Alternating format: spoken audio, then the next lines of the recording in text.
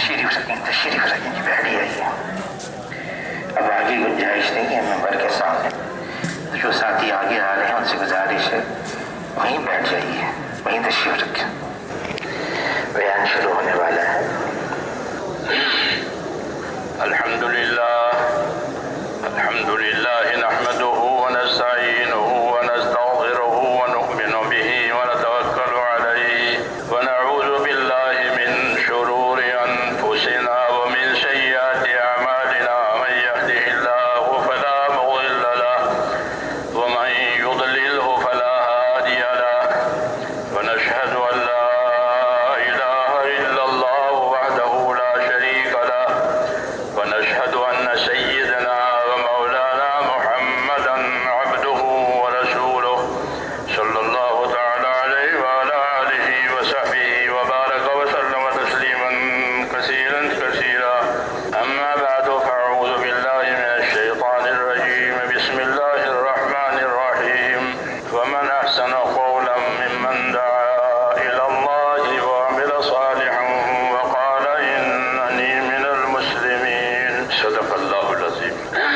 بزرگوں اور پیارے بھائیوں، اللہ تعالیٰ کی نعمتیں اور اس کے انعام اکرام وہ بندوں کی طرف بارش سے بھی زیادہ ہے، بہت، اور ہر آن بڑھتے ہی رہتے ہیں انعام اکرام۔ اپنی نعمتوں کو اور احسانوں کے نیچے فرمایا ہم نے تم کو ڈھانپ دیا ہے، تو انعام اکرام اللہ کی طرف سے بہت زیادہ ہے۔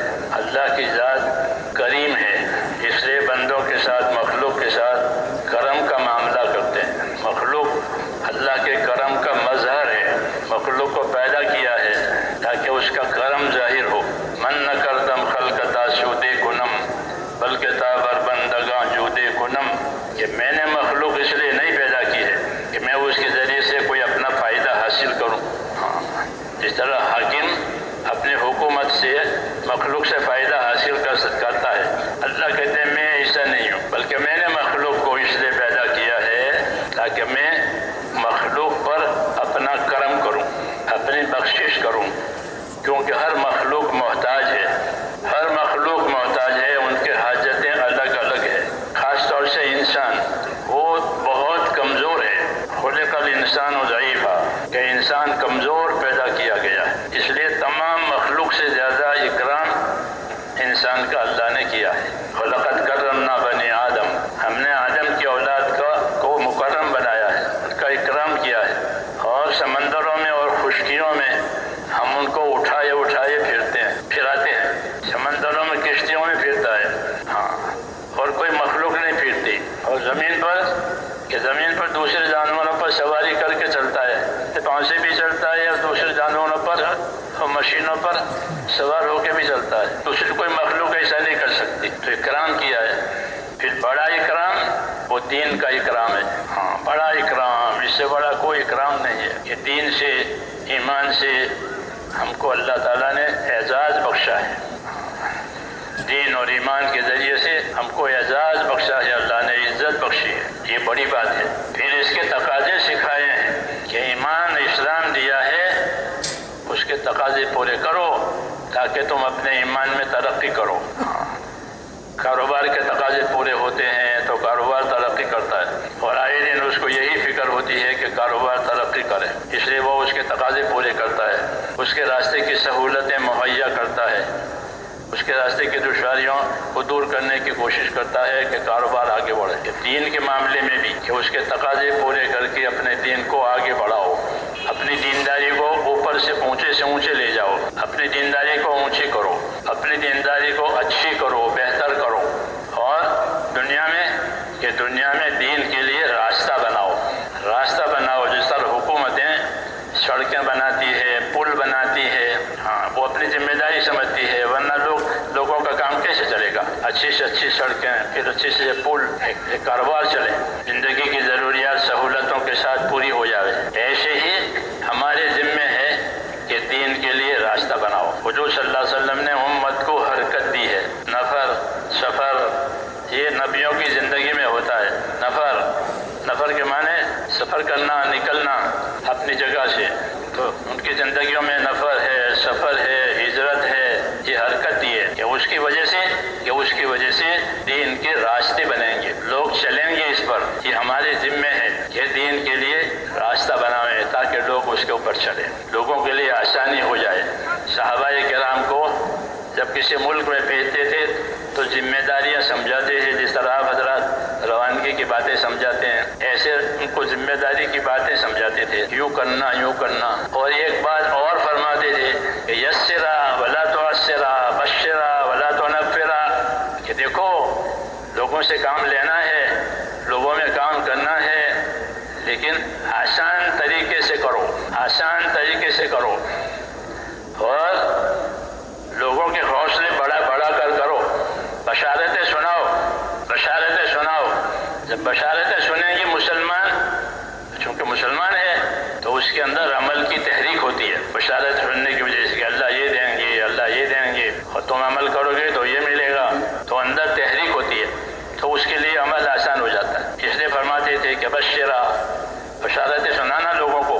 نبی کو بھی یہی حکم ہے کہ فبشر العباد، اے نبی بشارتیں سناؤ، خوشخبریاں سناؤ انعام اکرام کی، تاکہ تحریک ہو جائے دلوں میں، جذبہ پیدا ہو جاوے، حوصلہ بڑھ جاوے، اور ذمہ داری پوری ہونا آسان ہو جائے۔ دنیا ذمہ داریوں کے پورا کرنے کی جگہ ہے، آخرت بدلہ پانے کی جگہ ہے۔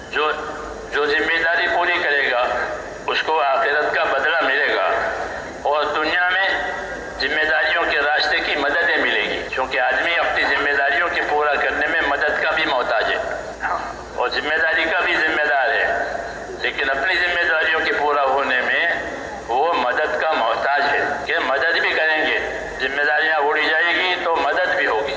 فرمایا المعونۃ علی قدر المعونہ، کہ اللہ کی مدد اتنی حاصل ہوگی جتنی ذمہ داری پوری کی جائے گی۔ ذمہ داری نہیں اڑی ہے پھر مدد کا کوئی سوال نہیں پیدا ہوتا۔ مدد کے آنے کا راستہ ذمہ داریوں کا اوڑھنا ہے، کہ ذمہ داریوں کو اوڑھ لو، کہ اس کے بعد مدد ہے۔ بعض دفعہ ذمہ داریوں کے لینے کے بعد آسانیاں آتی ہے، بعض دفعہ ذمہ داریاں اوڑھنے کے بعد مشکلات بھی آتی ہے۔ دنیا ہے یہاں جالا بھی ہوتا ہے، اندھیرا بھی ہوتا ہے، تنگی بھی ہوتی ہے، وسعت بھی ہوتی ہے، تو کبھی ذمہ داریوں کے اٹھانے میں دشواری آتی ہے، کہ کوئی بات نہیں، دشواری پیچھے آسانی آئے گی، یہ بھی سمجھایا کہ دشواری ہے، دشواری کے پیچھے آسانی آئے گی۔ دنیا امتحان کی جگہ ہے، اس لیے یہاں دشواری آتی ہے، گرمی، سردی، بارش، الگ الگ، کہ ان حالات میں جو کام کیا جائے گا تو اللہ تعالیٰ کام کا بھی بدلہ دیں گے اور حالات کا بھی بدلہ دیں گے، کہ کس حال میں کام کیا تھا، کہ دشواری کے ساتھ کام ہوا ہے، کہ دشواری کا بھی بدلہ دیں گے اور عمل کا بھی بدلہ دیں گے۔ سردی میں وضو کیا سخت سردی ہے تو سردی کا بھی انعام ملے گا، وضو کا بھی انعام ملے گا، سردی کا بھی انعام ملے گا اور وضو کا بھی انعام ملے گا، کیونکہ یہ دین ہے۔ دین کا معنی ہی بدلہ، دین عربی کا لفظ ہے دال یہ نون، دین کا کیا ترجمہ ہے؟ دین کا ترجمہ جزا اور بدلہ۔ اگر بددینی ہے تو برا بدلہ آئے گا، بہترین کی ہے دین میں تو بہتر بدلہ آئے گا، بدلہ ضرور آئے گا۔ دین کے معنی ہی بدلہ، دانا یا دینو، بدلہ دینا۔ دین کے راستے سے حق تعالیٰ شانہ ذمہ داری بھی دیں گے، بدلہ بھی دیں گے۔ بگاڑا ہے دین کو، برا بدلہ آئے گا، برے حالات آئیں گے اور برے نتیجے آئیں گے۔ بنایا ہے کہ اچھے حالات آئیں گے، اچھا بدلہ ملے گا۔ بدلہ تو ہے ہی، اللہ کی صفت ہے دیان، اللہ کی صفت کیا ہے؟ دیان، جیسے غفار، ستار، رحمان، ایسے دیان۔ کہ دیان کا کیا مطلب ہے؟ کہ دیان کا مطلب ہے بدلہ چکانے والا۔ قیامت میں اللہ اعلان کرے انا دیان، میں بدلہ چکانے والا ہوں، اس لیے ذرے ذرے کا حساب ہوگا۔ ایک ذرے کے برابر نیکی ہے کہ ہاں لے لو، ایک ذرے کے برابر بدی ہے کہ بھوگ دو۔ کیوں؟ فرمایا انا دیان، میں بدلہ چکانے والا ہوں، جہاں انصاف کرنے والا ہوں۔ تو اس لیے ذمہ داریوں پر اللہ تعالیٰ کامیابی دیتے ہیں، اور اس میں کبھی تنگی بھی آتی ہے، راحت بھی آتی ہے۔ بہر صورت اپنی ذمہ داریوں کو اچھی سے اچھی طریقے سے پورا کرنا، یہ حکم ہے۔ یہ حکم ہے کہ نماز پڑھے تو کیسے پڑھے؟ کہ اچھی سے اچھی پڑھے، جو بھی عبادت کرے کہ اچھی سے اچھی کرے، اپنی خیر کو اچھی سے اچھی طریقے سے بناؤ۔ تو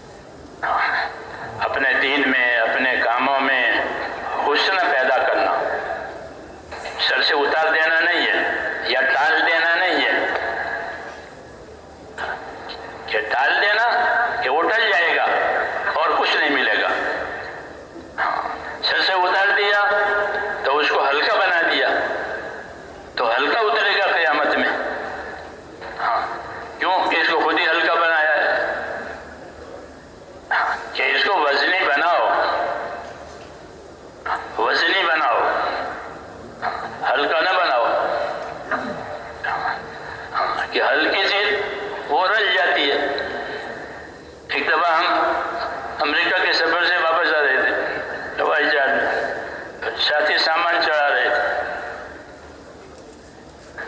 ایک آئٹم چھوٹی تھی تو اس نے کہا اس کو اندر مت دو، یہ چھوٹی ہے۔ تو پھر کیا کریں کہ اس کو بڑی بناؤ، چھوٹی کو بڑی بناؤ، نہیں تو اتارنے والا اس سے وہ چھوٹی چیز چھوٹ جائے گی۔ بڑے بڑے لوگوں کے سامان ہوتے ہیں کہ چھوٹی کو بڑی کیسے بنائے، تو کہا کسی بڑے کارٹون میں اس کو رکھ دو، تو پھر وہ نظر سے اوجھل نہیں ہوگا بڑا کارٹون، اور تمہاری چھوٹی آئٹم تو اس کی نظر سے اوجھل جائے گی۔ یہ نصیحت کی۔ ہر ایک اپنے تجربے ہوتے ہیں، تو ایسے ہی عمل کہ اپنے عمل کو وزنی بناؤ، اس میں خوبی پیدا کرو۔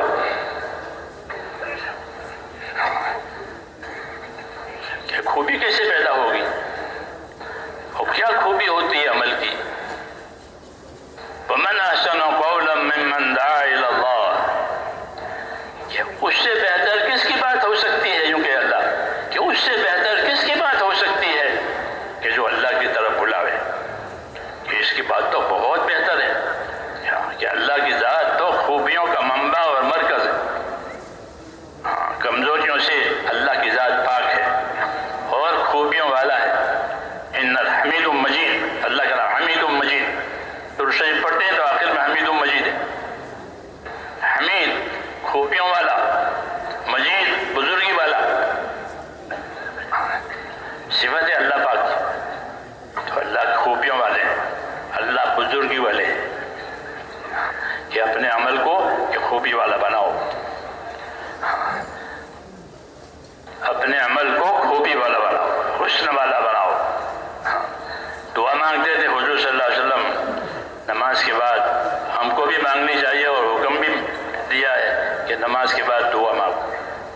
کیا دعا ہے؟ رب اعیننی علی ذکرک و شکرک و حسن عبادتک، اے اللہ میری مدد فرما۔ کس بات پر مدد چاہتا ہے بندہ؟ میں مدد چاہتا ہوں آپ کے ذکر کرنے پر، تاکہ میں آپ کا ذاکر بنوں، اور میں مدد چاہتا ہوں آپ کے شکر کرنے پر، تاکہ میں آپ کا شاکر بندہ بنوں۔ ذکر، شکر،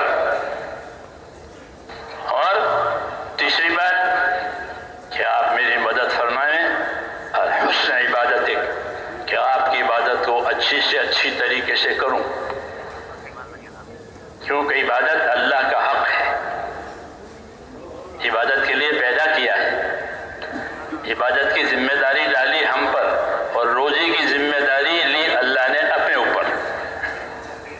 یہ ترتیب ہے کہ عبادت کی ذمہ داری بندوں پر اور ان کی روزی کی ذمہ داری کس پر؟ اللہ پر۔ وَمَا خَلَقْتُ الْجِنَّ وَالْإِنسَ إِلَّا لِيَعْبُدُونَ، میں نے جنوں کو اور انسانوں کو صرف اپنی عبادت کے لیے پیدا کیا۔ مَا أُرِيدُ مِنْهُم مِّن رِزْقٍ، میں ان سے روزی نہیں چاہتا۔ وَمَا أُرِيدُ أَن يُطْعِمُونَ، اور یہ بھی نہیں چاہتا یہ مجھے کھانا کھلاوے، یہ کیا کھانا؟ إِنَّ اللَّهَ هُوَ الرَّزَّاقُ ذُو الْقُوَّةِ الْمَتِينِ، کہ اللہ، لفظ اللہ سے کہا ان اللہ، اپنا ذاتی نام ہے اللہ کا، کہ اللہ کہ وہ تو بہت روزی دینے والا ہے، بہت بڑی طاقت اور اس کی ہستی ہے، اس لیے روزی تم سے روزی نہیں چاہتا تم سے، تم عبادت کرو، روزی کا مسئلہ ہمارے ہاتھ میں ہے۔ تو میں نے کہا عبادت کی ذمہ داری ہم پر ڈالی، روزی کی ذمہ داری اپنے ذمہ لی۔ یہ احسان ہے اللہ تعالیٰ کا۔ تو اس لیے حضور فرماتے ہیں حسن عبادت، کہ میں آپ کی عبادت اچھی سے اچھی کروں، اس کے لیے میری مدد فرما، میرا ہاتھ بٹا، اعانت، کہ میرا ہاتھ بٹا، ہاتھ بٹانے کو کہتے ہیں، کرنا تو ہے ہی، ایک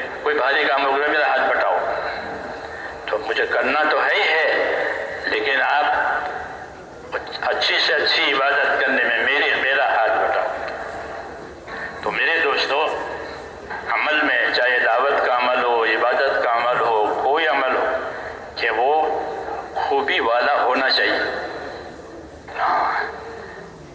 خوبی والا ہونا چاہیے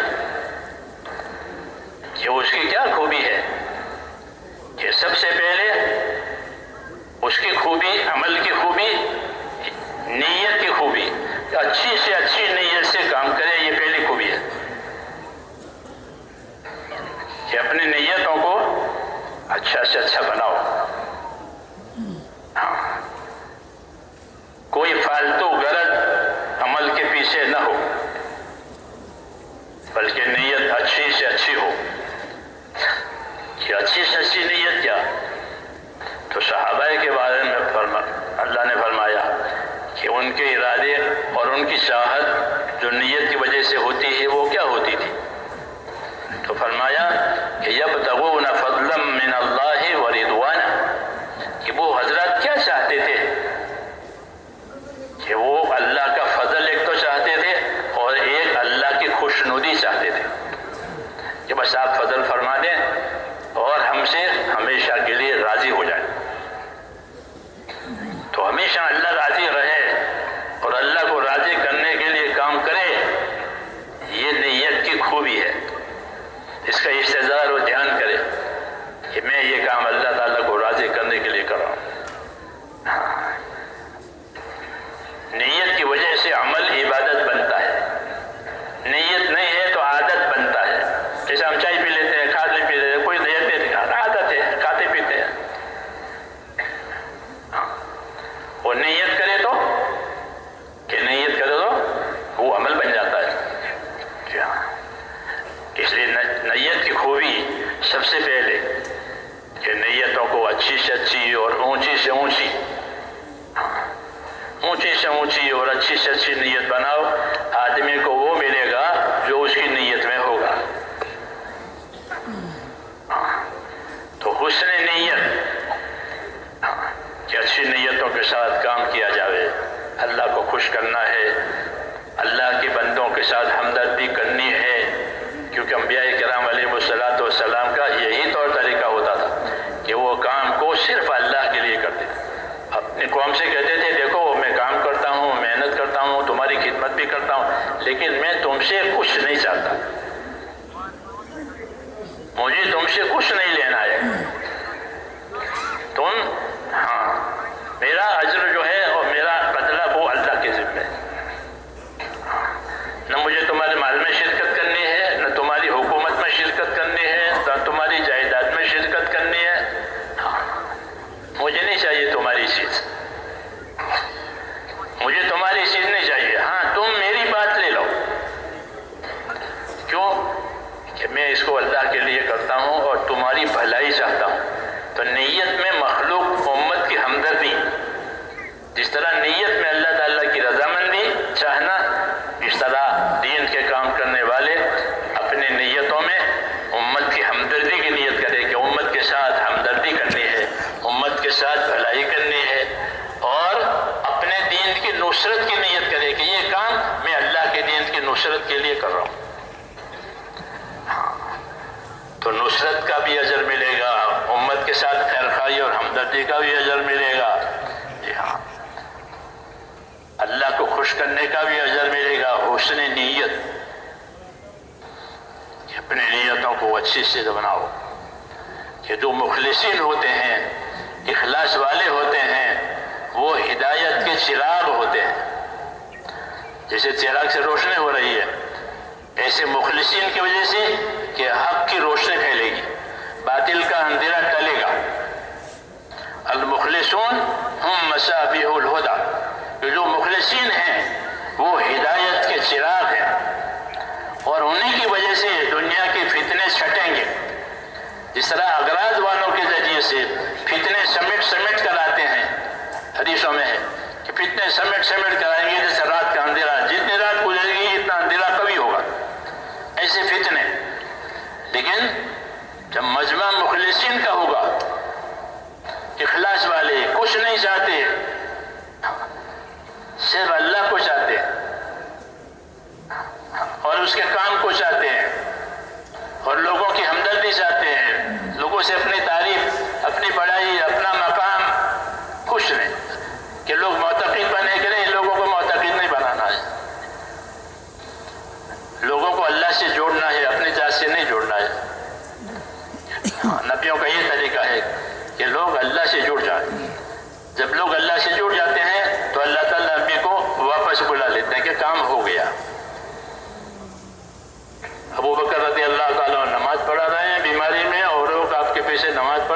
نے 17 نمازیں پڑھائی بیماری میں.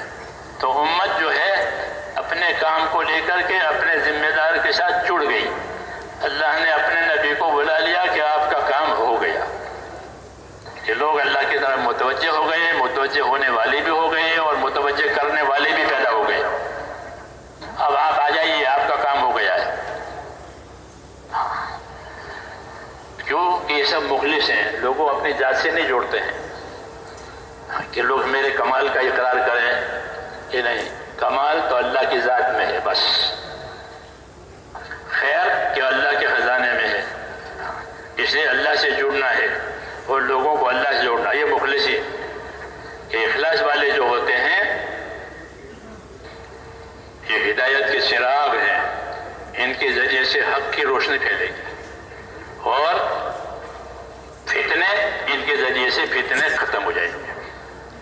تو حسن نیت کہ اپنے کام میں خوبی پیدا کرنے میں پہلی منزل کہ وہ اپنے نیتوں کو اچھی سے اچھی بناؤ.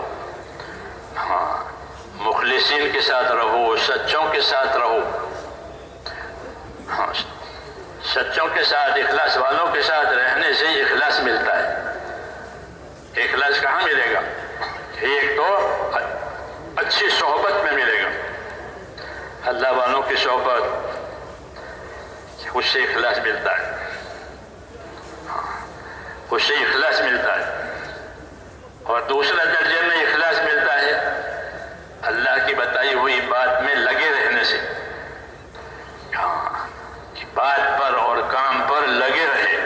حضرت جی فرماتے تھے لگے رہو, اخلاص بھی آتا رہے گا. اس طرح ایک پھل آم کا وہ اپنے پیڑ سے لگا رہتا ہے, پہلے چھوٹا ہوتا ہے, پھر دھیرے دھیرے بڑھتا ہے, پھر اس کی سائز پوری ہو جاتی ہے, پھر اس کا رنگ بدلتا ہے, پھر اندر سے اس کا ذائقہ بدلنا شروع ہوتا ہے تو اس کی خوشبو پیدا ہو جاتی ہے, پھر رنگ بدلتا ہے. لوگ سونگھ کر خریدتے ہیں کہ اندر سے بھی ٹھیک ہو گیا, باہر سے بھی ٹھیک ہو گیا. کیوں کہ مسلسل درخت کے ساتھ لگا رہا. فرماتے تھے کہ لگے رہو, لگے رہو, اخلاص بھی آتا رہے گا. یہ تربیت کی بات فرمائی ہے. حالات آتے ہیں آدمی کے کام میں لگنے پر, اچھے برے, ہاں کبھی بھاری حالات آتے ہیں, کبھی ہلکے حالات آتے ہیں مختلف جگہ سے, لیکن فرمایا لگے رہو. اگر کٹ کر وہ پھل نیچے گر جاتا ہے پھر اس کی کوئی حیثیت نہیں ہوتی. وہ کٹ گیا, نیچے گر گیا, ایسے کوئی آدمی کام سے کٹ گیا کہ اب اس کی کوئی حیثیت نہیں رہے گی. بلکہ جو پھل ٹوٹ کے نیچے گرا ہے جو آتا ہے تو اس کو جھاڑو دے کر باہر پھینک دیتا ہے, جھاڑو میں آ جاتا ہے. وہ بازار میں نہیں آتا, جھاڑو میں. کیوں؟ یہ کٹ گیا ہے. فرماتے تھے کہ لگے رہو, اخلاص بھی آتا رہے گا. جیسے وہ پھل آم کا میں نے کہا کہ وہ لگا رہا ہے تو وہ اپنی ترقی پر جاتا ہے, پھر وہ پک جاتا ہے اور کھانے کے لائق, خریدنے کے لائق, بازار میں لانے کے لائق, ملکوں میں بھیجنے کے لائق. اب یہ وہ کوالٹی ہے جو باہر جائے گی. مال کی ایک قسم باہر جاتی ہے, مال کی ایک قسم اندرون میں رہتی ہے. ہاں, یہ اس کی سطح اونچی ہو گئی, یہ پورے عالم کے لیے مفید ہو گیا یہ پھل. ایسے ہی میرے دوستو انسان کی حالت ہے کہ جب وہ اپنے مقصد زندگی کے ساتھ اخلاص سے ہر حال میں لگا رہے گا پھر اللہ تعالیٰ اسے اوپر لائیں گے, پوری دنیا کے لیے اس کو خیر کا ذریعہ بنائیں گے. طوبى لعبد جعله الله مفتاحا للخير ومغلاقا للشر. خوش نصیب ہے وہ بندہ کہ جس کو اللہ خیر کے پھیلنے کا اور شر کے مٹنے کا ذریعہ بنائے. جیسے نبوت ہوتا ہے نبی کہ نبی کے ذریعے سے خیر آتی ہے, شر ختم. مکہ فتح ہو گیا تو حضور یہ قل جاء الحق وزهق الباطل, حق آ گیا باطل مٹ گیا, باطل کو تو مٹنا ہی مٹنا ہے.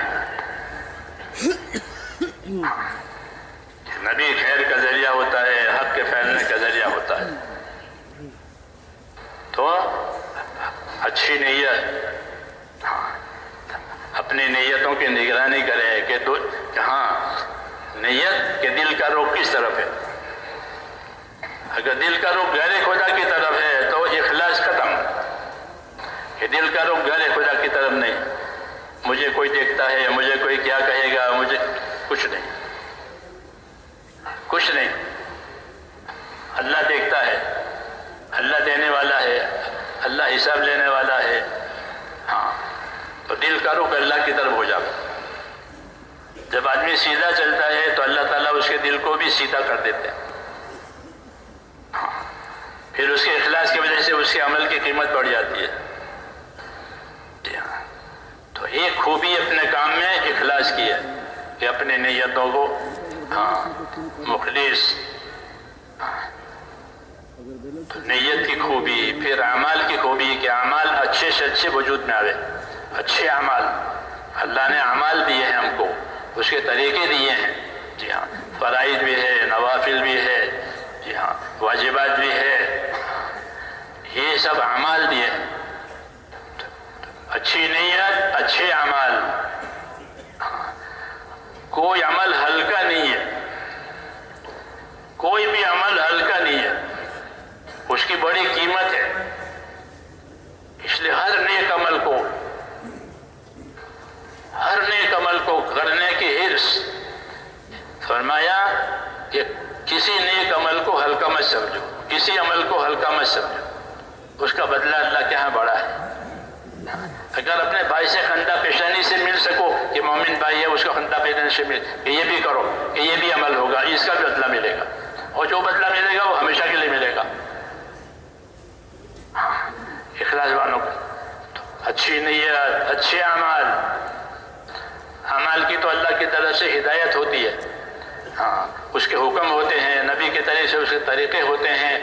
تو اللہ کا حکم و نبی صلی اللہ علیہ وسلم کا طریقہ یہ آتا ہے تو وہ اعمال اچھے بنتے ہیں. اس لیے اس کا علم ہونا چاہیے کہ اللہ کا کیا حکم ہے اور اس کا نبی کا کیا طریقہ ہے، تاکہ وہ عمل اچھا بنے. نہیں تو رواجی ہو جائے گا. حکم کی رعایت نہیں ہے، طریقے کی رعایت نہیں ہے، نیت کی رعایت نہیں ہے، تو وہ رواجی چیز ہے.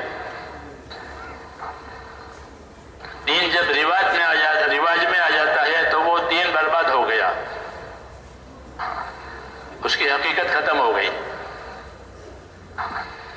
اس لیے یہ حکم ہے کہ اپنے اعمال کو یہ حکم والا، طریقوں والا، اخلاص والا، یہ اپنے اعمالوں کو بنانا ہے. اس کا علم ہمارے پاس ہونا چاہیے. تو نیت کی خوبی، عمل کی خوبی یہ اپنے اندر بنانی ہے.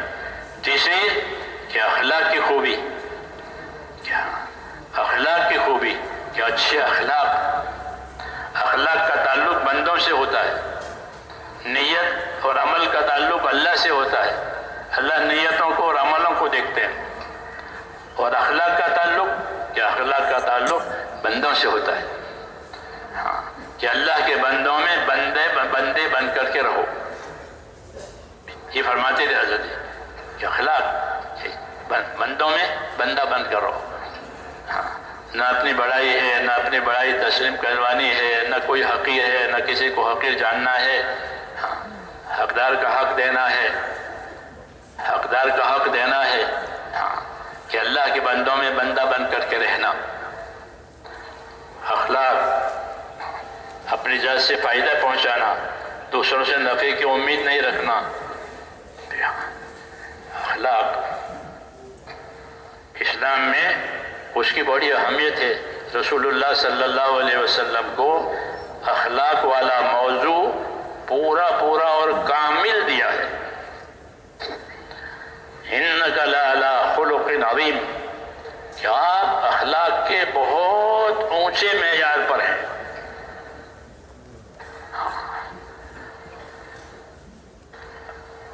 تبلیغ میں مولانا سعید فرماتے تھے کہ تبلیغ میں اخلاق کی مشق ہے،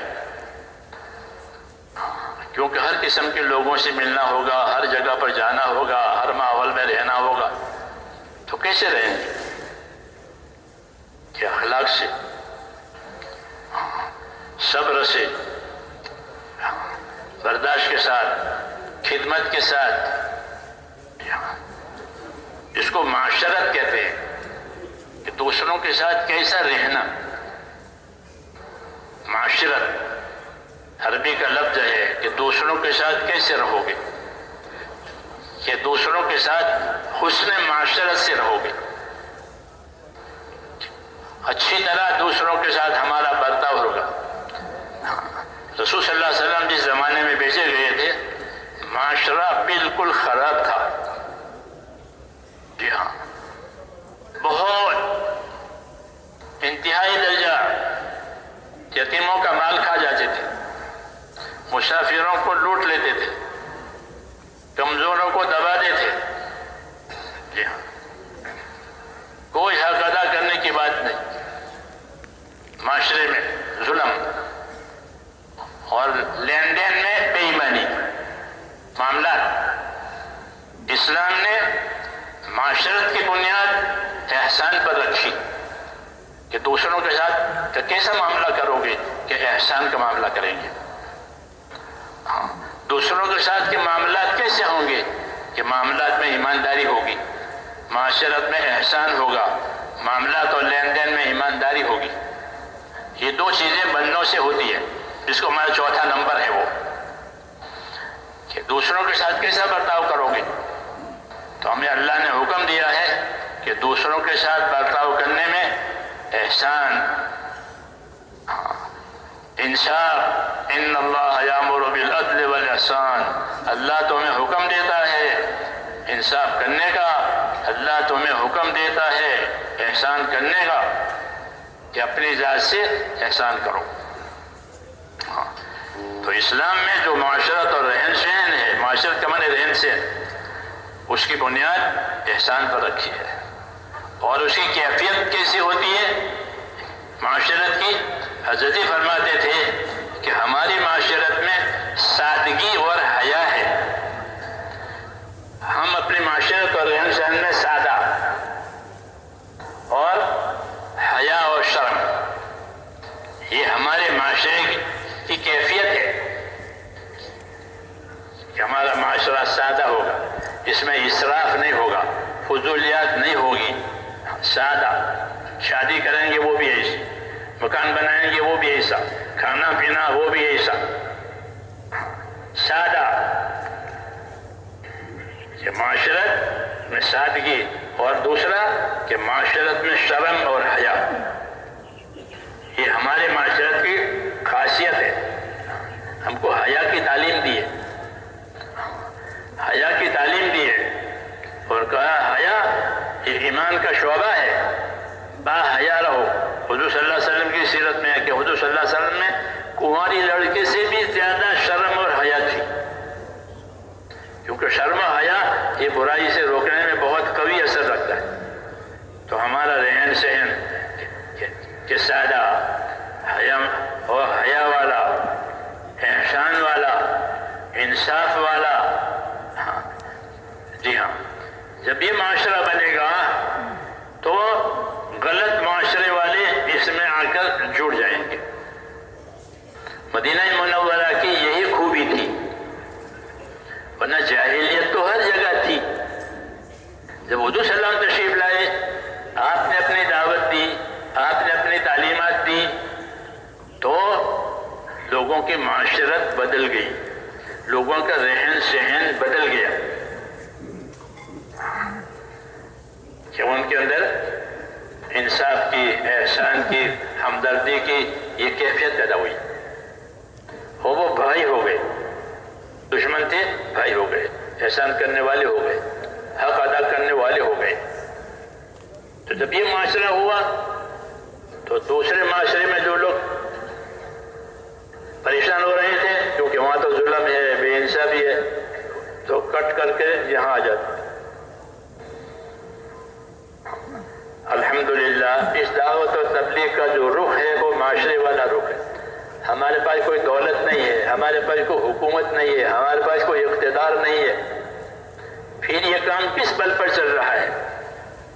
کہ یہ معاشرت کے بل پر چل رہا ہے کہ ہم لوگوں کو اپنا بھائی بنا کر کے کام میں لگاتے ہیں. گشت میں آپ حضرات بات کرتے ہیں، دیکھو بھائی ہم نے اپنے کلمہ پڑھا ہے لا الہ الا اللہ، یہ بنیاد اخوت کہ حضور صلی اللہ علیہ وسلم کی محنت سے یہ چیز پیدا ہو گئی۔ حیات الصحابہ کا دوسری جلد جو ہے وہ اس میں یہ چیز ہے کہ لوگوں کو ایک بنا دیا بھائی چارے کے ساتھ، کسی دوسری غرض پر نہیں کہ تمہاری اکثریت ہو جائے گی اور کہ نہیں، بھائی بنو، کونوا عباد اللہ اخوانا، یہ آپ کی آواز ہے، یہ آپ کی دعوت ہے کہ کونوا عباد اللہ اخوانا، اللہ کے تو بندے بنو، ہاں بڑے نہ بنو، بڑے نہ بنو۔ بڑا کون ہے؟ بڑا کون ہے؟ اللہ بڑا ہے، اللہ اکبر۔ زمینوں میں آسمانوں میں بڑائی صرف اللہ کی ذات کے لیے، وَلَهُ الْكِبْرِيَاءُ فِي السَّمَاوَاتِ وَالْأَرْضِ، اللہ ہی کے لیے بڑائی ہے آسمانوں میں بھی اور زمینوں میں، اور اللہ ہی معبود ہے آسمانوں میں بھی اور زمینوں میں بھی۔ تو بڑائی، یہ بڑائی یہ تو اللہ کے لیے اور کسی کے لیے نہیں ہے۔ جو بڑائی جو اپنے اندر بڑائی لاوے گا اللہ اس کو نیچا کرے گا، وہ اللہ سے مقابلہ کر رہا ہے، کیونکہ بڑائی میں کوئی شریک نہیں ہے۔ جو اپنے آپ کو بڑا بناوے کہ وہ ذلیل ہوگا خدا کی بڑائی کے سامنے۔ کل کبریا و ردائی، کہ بڑائی یہ تو میرا پوشاک ہے، میری چادر ہے۔ اب جو بڑائی اختیار کرتا ہے وہ میرے پوشاک کو کھینچتا ہے، یہ فرمایا کہ جو بڑا بنتا ہے کہ وہ گویا میرے پوشاک کو، میرے چادر کو کھینچ رہا ہے۔ اندازہ لگاؤ کسی کے لباس کھینچے، ہاں، اس لیے بڑائی کسی کا حق نہیں ہے سوائے اللہ کے۔ اس لیے نبی کی دعوت ہے کہ کونوا عباد اللہ اخوانا، اللہ کے تو بندے رہو، ہر وقت اس کے سامنے جھکے رہے، اس کی خدائی کے سامنے ہاں جھکنا، کہ اللہ کو جھکنا پسند ہے۔ سجدے میں بندہ ہوتا ہے تو وہ سب سے زیادہ اللہ سے قریب ہوتا ہے۔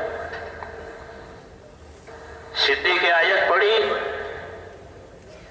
اور سجدہ کیا، قرآن شریف میں سجدے کی آیتیں ہیں۔ سجدے کی آیت پڑھ کر کے جب بندہ سجدہ کرتا ہے تو شیطان دور جا کر کے روتا ہے، حدیثوں میں کہ کیوں کہ امر ابن آدم بالسجود فسجد فلہ الجنہ، کہ آدم کے بیٹے کو سجدے کا حکم ہوا، وہ سجدہ کرتا ہے، اس کے جنت ہے۔ مجھے سجدہ کا حکم ہوا، میں نے انکار کیا تو میں مردود ہو گیا۔ سجدے کی قدر ہے اللہ کے یہاں، وہ بھی جانتا ہے۔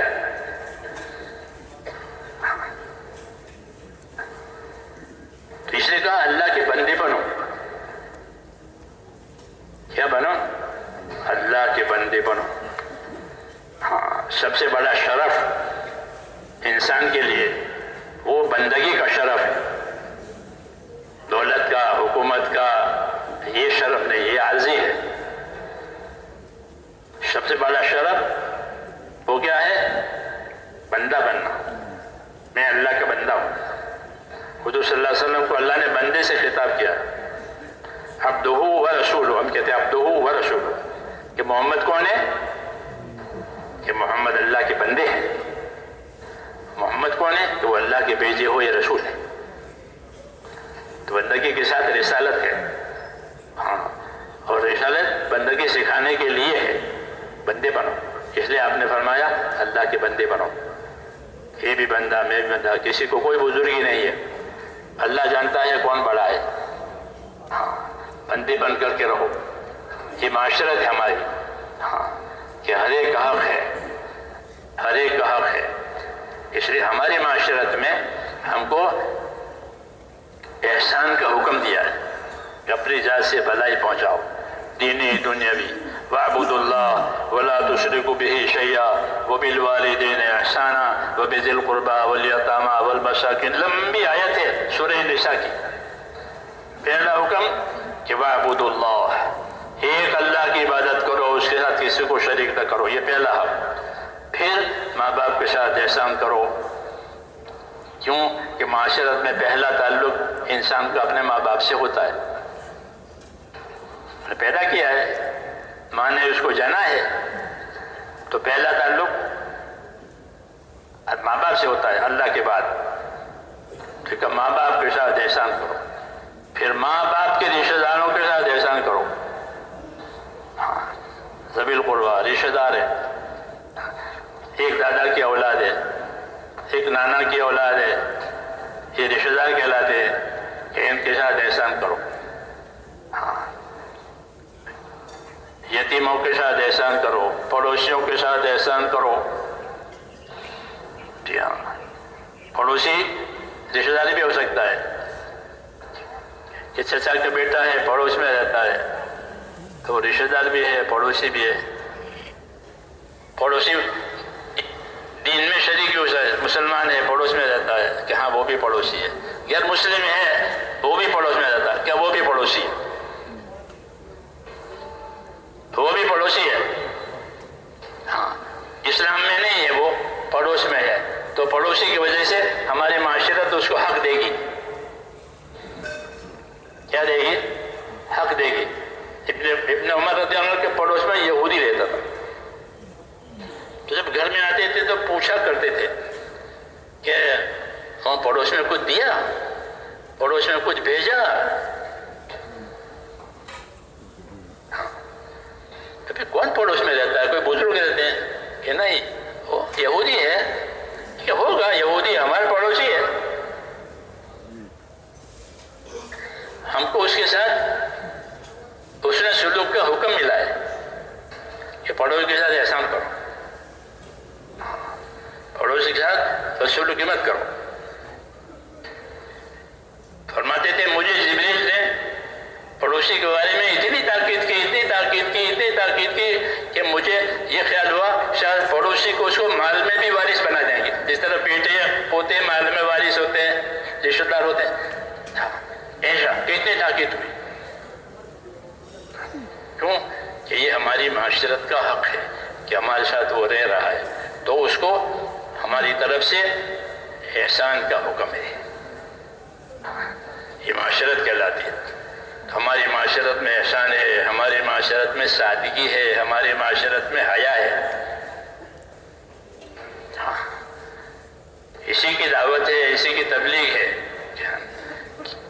کہ با حیا، بے حیا نہیں، با حیا. کہ حیا جو ہے وہ بہت سی برائیوں سے روکنے کا ذریعہ ہوتی ہے. تو بے حیا یہ کہ بے حیا باش ہر سے کا ہی کن، فارسی میں کہ مثل ہے کہ بے حیا باش ہر سے کا ہی کن. بے شرم ہو جا پھر جو چاہو کرو، کوئی بندھن نہیں، کوئی بندھن نہیں. تو حضرت فرماتے تھے ہماری معاشرت میں سادگی ہے، سادگی ہے کیونکہ سادگی سنت سے قریب ہوتی ہے، فیشن سنت سے دور ہوتی ہے. سادگی سنت سے قریب ہوتی ہے اور فیشن اور زینت وہ سنت سے دور ہوتی ہے. تو ہماری معاشرت میں فرمایا سادگی اور حیا ہے. اور ہماری معاشرت میں کہ ہماری معاشرت میں احسان انصاف ہے. جو اپنے لیے پسند کریں گے وہ دوسروں کے لیے پسند کریں گے. اسلام معاشرت کسی ان کی طرف سے کوئی ایذا آئی ہے کہ صبر کریں گے، لڑیں گے نہیں، صبر کریں گے تاکہ معاشرت ہماری خراب نہ ہو جائے.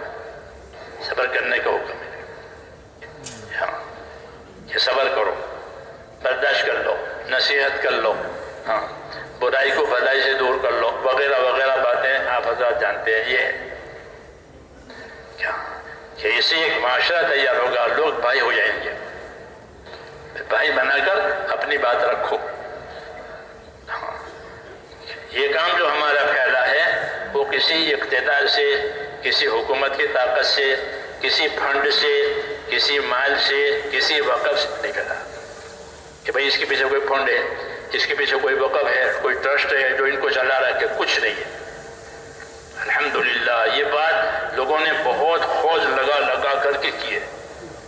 یہ آخر تو معلوم ہوا کہ کچھ نہیں ہے، یہ اپنے مال جان سے چلتے ہیں. ان کو کوئی طاقت نہیں چلا رہی ہے، اور پھر ان کے ذریعے سے بھلائی پھیل رہی ہے۔ جیلوں میں جماعتیں جاتی ہیں، جیل میں، کیونکہ جیل میں تو گنہگار لوگ ہی ہوتے ہیں، تو جیل میں کام ہوتا ہے۔ جیل میں قیدی نمازی بن جاتے ہیں، دین سیکھتے ہیں، رمضان آتا ہے تو روزے بھی رکھتے ہیں، تراویح بھی پڑھتے ہیں، ہاں اچھی کارگزاریت، اور وہ بھی پسند کرتے ہیں۔ حالانکہ وہ جیل کے سارے افسران جو ہے وہ تو سب سارے کے سارے غیر ہیں، لیکن بھائی جو چیز اچھی ہوتی ہے وہ تو سب کو اچھی لگتی ہے، انسان تو ہیں وہ۔ ہاں، تو جیل میں یہ معاشرہ تیار ہوتا ہے، نمازیں پڑھتے ہیں، دین سیکھتے ہیں، رمضان آتا ہے تو روزے رکھتے ہیں، تراویح پڑھتے ہیں، تو ان کو یہ معاشرہ اچھا لگتا ہے۔ تو ایک جگہ ساتھی کام کر رہے تھے، تو وہ جیل کے افسر کہنے لگے کہ رمضان میں بہت سکون ہوتا ہے، جب آپ لوگ روزے رکھتے ہو تو وہ مہینہ بہت سکون کا، نہیں تو یہ لڑتے ہیں قیدی، رمضان میں سکون ہوتا ہے۔ تو کہنے لگا سارا سال رمضان بناؤ، وہ افسر یہ کہہ رہے کہ سارا سال رمضان بناؤ۔ تو یہ بات دراصل حضور صلی اللہ علیہ وسلم کی بات ہے۔ حضور نے فرمایا، فضائل رمضان میں پڑھا ہوگا، کہ میری امت کو حقیقت معلوم ہو جائے کہ رمضان کیا چیز ہے، تو میری امت تمنا کرے گی کہ سارا سال رمضان رہے۔ جی ہاں، وہ اس کی سمجھ میں آئی یہ بات، کیونکہ حق ہے، حق تو سمجھ میں آتا ہے، کہ وہ یہ کہہ رہا ہے ساتھیوں سے کہ سارا سال رمضان بھر سکون رہتا ہے۔ ہاں، تو یہ کام ہمارا، اس کی بڑی بنیاد یہی ہے کہ معاشرت پر چل رہا ہے، کوئی اس کے پیچھے نہیں ہے سپورٹ، جیسے دنیا کی تحریکوں کے پیچھے سپورٹ ہوتے ہیں، وہ ہمارے پاس کچھ نہیں ہے۔ ہمارا مال ہے، ہماری جان ہے، ہمارا دین ہے، قریب ہو تو پیدل چلے گا، یا پیدل چلنے کا تقاضا ہوتا تو پیدل چلے گا۔ ہاں، کیوں کہ کام کرنا ہے، آخرت بنانی ہے، موت کے بعد کی زندگی دیکھنی ہے، وہ اصل ہے۔ تو پھر اس سے یہ معاشرہ تیار ہوتا ہے، یہ بھائی بن جاتے ہیں لوگ، ان میں دینی محبتیں ہوتی ہیں، ان کو کنٹرول نہیں کرنا پڑتا۔ یہ دیکھو ہزاروں آدمی بیٹھے ہیں، ان کو کوئی کنٹرول نہیں، ان کو کنٹرول کرنا، تو جہاں کوئی بڑی گیدرنگ ہوتی ہے، بڑا مطلب تو کنٹرول کرنا پڑتا، یہ نہیں، کوئی کنٹرول نہیں، یہ کنٹرول میں ہے۔ یہ کیوں کہ ان کا معاشرہ ہے، جی ہاں، کہ ہمارے اپنے معاشرے میں ہمیں ایسا رہنا ہے، ایسا رہنا ہے، ایسا رہنا ہے، ہاں، بھائی بن کر کے رہ رہے ہیں، تو یہ بھائی بندی کا کنٹرول ہے، دوسرا کوئی کنٹرول نہیں۔ حضور نے لوگوں کو بھائی بنایا، فَأَصْبَحْتُمْ بِنِعْمَتِهِ إِخْوَانًا، کہ تم اللہ کی نعمت سے، انصار سے فرمایا تم دشمن تھے، اور تمہاری زندگی میں یہ فرق آیا کہ تم اللہ کی نعمت سے، یعنی محمد صلی اللہ علیہ وسلم سے، وہ آپ کے دین سے تم بھائی ہو گئے، یہی اس کی تاثیر ہے۔ حضور فرماتے بھی یہی تھے کہ کونوا عباد اللہ اخوانا، کہ اللہ کے بندے رہو، آپس کے بھائی رہو، اللہ کے بندے بن کر اللہ کا حق ادا کرو، اس کے دین کا حق ادا کرو، اس کے دین کے مددگار بنو، اس کے دین کے لیے راستے بناؤ، جی ہاں، وہ بھائی بنو، کہ ان کے ساتھ ہمدردی کرو، ان کے ساتھ حسن سلوک کرو، ان کے ساتھ انصاف سے رہو، پھر یہ ایک ہو جائیں گے، اس کو معاشرت کہتے ہیں، کہ آپس کا رہن سہن صحیح ہو گیا، حق ادا کرنے والا ہو گیا، کہ بہت بڑی خرابیوں سے نجات ہو گئی۔ ورنہ جاہلیت کا معاشرہ بہت برا تھا، کوئی بدی باقی نہیں تھی جو اس معاشرے میں نہ ہوتی، تو آپ نے معاشرے کو صاف کیا، جی ہاں، احسان پر اس کو لگایا، انصاف پر لگایا، ایسے ہی معاملات کو صاف کیا، لین دین، کیونکہ رہن سہن میں لین دین بھی کرنا پڑے گا، خریدنا پڑے گا، بیچنا پڑے گا، مزدوری، یہ لین دین کہلاتا ہے، کمائیاں، کیا، لین دین کو صاف کیا۔ اسلام میں معاملات کی بنیاد امانت داری پر ہے، جس طرح معاشرت کی بنیاد احسان پر ہے، ایسے ہی معاملات کی بنیاد لین دین کی بنیاد امانت داری پر ہے کہ ہمارا لین دین امانت داری پر ہوگا۔ ہاں، کسی کی ایک پائی بھی ہم کھوٹی نہیں کر سکتے۔ لین دین ہمارا صاف، جو لیا دیا، وعدہ کیا پورا کیا، کہ اپنے معاملات کو صاف رکھو۔ معاملات کا دین آخر میں آتا ہے، اچھی محنت ہو جاتی ہے تو پھر لوگوں میں کمائیوں والا دین آتا ہے۔ پہلے عبادت والا دین آتا ہے، اسے اس محنت سے عبادت والا دین آیا، لوگ نمازی بن گئے، لوگ حاجی بن گئے، لوگ ذکر کرنے والے، تلاوت کرنے والے، عبادت کرنے والے بنے۔ حضرت فرماتے تھے ہماری محنت صحیح طریقے میں چلی تو سب سے پہلے عبادت کا دین زندہ ہوگا، سب سے پہلے عبادت کا دین زندہ ہوگا۔ چنانچہ حج کثرت سے لوگ حج کرتے ہیں، کثرت سے عمرہ کرتے ہیں، روزے رکھتے ہیں، خیرات کرتے ہیں، نمازیں پڑھتے ہیں، ذکر کرتے ہیں، تو عبادت کا دین آیا۔ جب عبادت کا نہیں صحیح ہو جائے گا تو پھر اس کی تاثیر سے پھر لین دین صحیح ہوگا۔ کہ لین دین کا دین مشکل ہے، اس لیے اس میں ایمان کی طاقت چاہیے۔ حرام سے بچنے کے لیے ایمان کی طاقت کام کرتی ہے، اس لیے ایمان کو طاقتور بنایا۔ پھر شراب حرام ہوئی، ورنہ شراب تو ان کی گھٹی میں پڑی ہوئی تھی۔ سودی کاروبار عام تھے، جو تجارتیں تھی نام کی تجارتیں تھی، اندر چوہا تھا، اوپر سے تجارت اندر سے چوہا۔ جاہلیت کی جو تجارتیں ہوتی تھی، بیوعات جاہلیہ، جاہلیت کے بیوعات، ظاہریت کا لین دین، تو وہ کیا تھا کہ اوپر سے تجارت اندر چوہا، یہ معاملات تھے اندھا۔ حضور صلی اللہ علیہ وسلم نے اس کو صاف کر دیا کہ معاملات میں امانت داری ہوگی، امانت داری سے رہو۔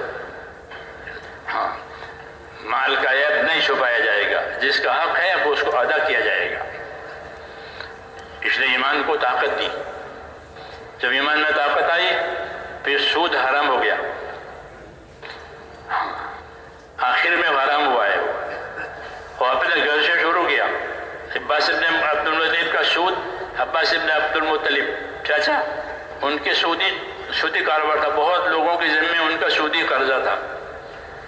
سود کی حرمت آئی تو حضور صلی اللہ علیہ وسلم نے اپنے گھر سے شروع کیا کہ عباس ابن مطلب کا جتنا سود ہے وہ ختم، جو اصل مال ہے وہ ملے گا، سود نہیں ملے گا، تو اپنے گھر سے ختم کرایا۔ کیوں؟ اب ایمان میں طاقت آ گئی تو لین دین میں صفائی آ گئی، ہاں، تجارتوں میں صفائی آ گئی۔ ایک مرتبہ اناج کی منڈی، اناج کے بازار میں سے گزر ہوا، گیہوں کے ڈھیر لگے ہوئے تھے، آپ نے اندر ہاتھ ڈالا تو اندر سے گیہوں بھیگے ہوئے نکلے، اوپر سوکھے ہوئے، اندر بھیگے ہوئے۔ اس سے پوچھا یہ کیا؟ اگر کوئی پورا ڈھیر خریدے تو اوپر تو سوکھا ہے، نیچے تو بھیگا ہوا ہے۔ تو اس نے کہا یا رسول اللہ، رات میں بوندیں ہو گئی، رات میں بوندیں ہو گئی تو پانی پڑ گیا، یہ ہوا ہے۔ تو اس کو آپ نے فرمایا کہ دیکھو دھوکہ نہیں ہونا چاہیے کہ اوپر سوکھا نیچے گیلا، ویسے ایسا اگر کوئی کرے اور دھوکہ دے تو دھوکہ دینے والا ہم میں نہیں ہے، اب نکال دیا۔ من غشنا فلیس منا، جو ہم کو دھوکہ دے، ہمارے آدمیوں کو دھوکہ دے، ہمارے خریداروں کو، وہ ہم میں نہیں ہے، کہ ہم دھوکہ باز نہیں ہیں۔ تو معاملات کی بنیاد امانت داری پر یہ سکھایا ہے۔ چوتھا نمبر ہمارا ہے معاشرت کی بنیاد، احسان پر، معاملات کی بنیاد امانتداری پر۔ ہاں، اس لیے فرمایا سچا اور ایماندار تاجر کل نبیوں کے ساتھ ہوگا۔ سچا اور ایماندار تاجر عرش الہی کے سائے میں ہوگا۔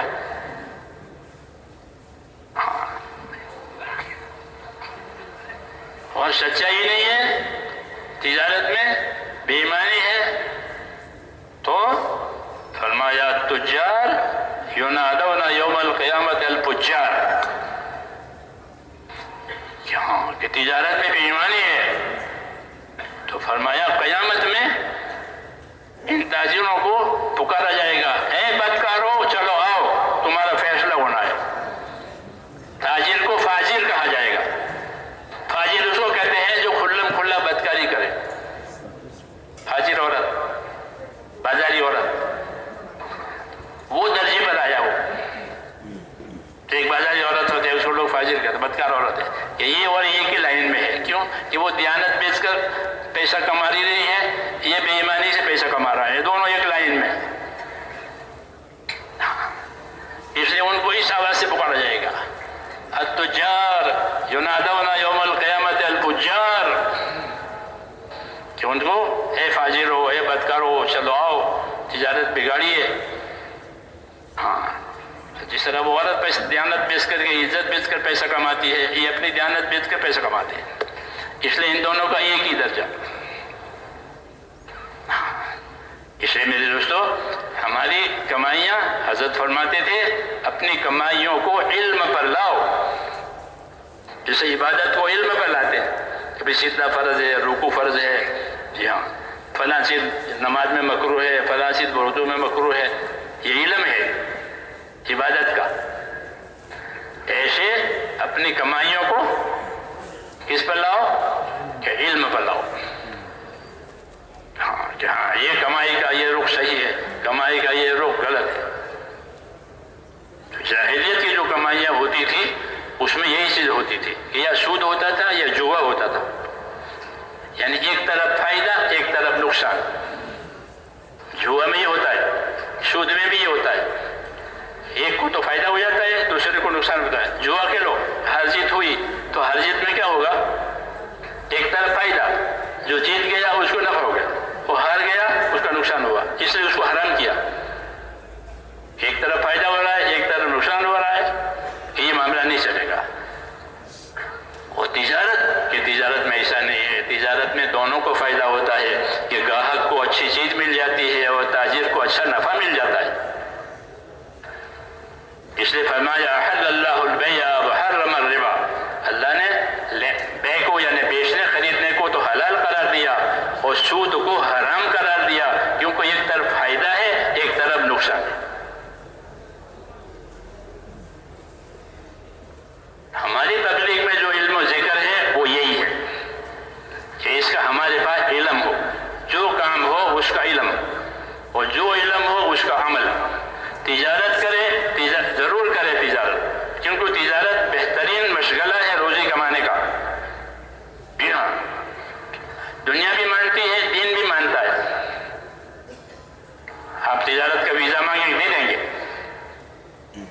میں تجارتی ویزے پہ جا رہا ہوں کہ ہاں کرو، ہمارے ملک میں آؤ تجارت کرو، کیوں کہ تجارت سے فائدہ ہی ہوگا۔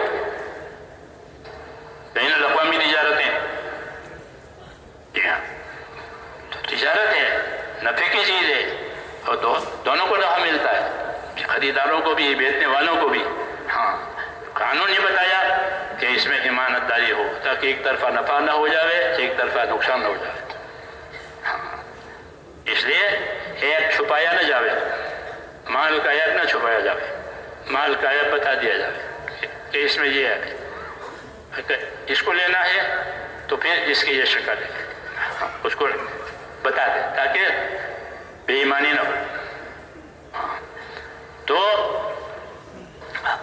یہ ایمانی باتیں ہیں ہر چیز میں، کہ ایمان سکھایا اور پھر ہر چیز میں ایمانداری، عبادت میں اخلاص، معاشرت میں احسان، معاملات میں امانت داری۔ یہ ایک ہی شاخ ہے سب جو ہر طرف جا رہی ہے، ایمان کی یہ سب شاخیں ہیں۔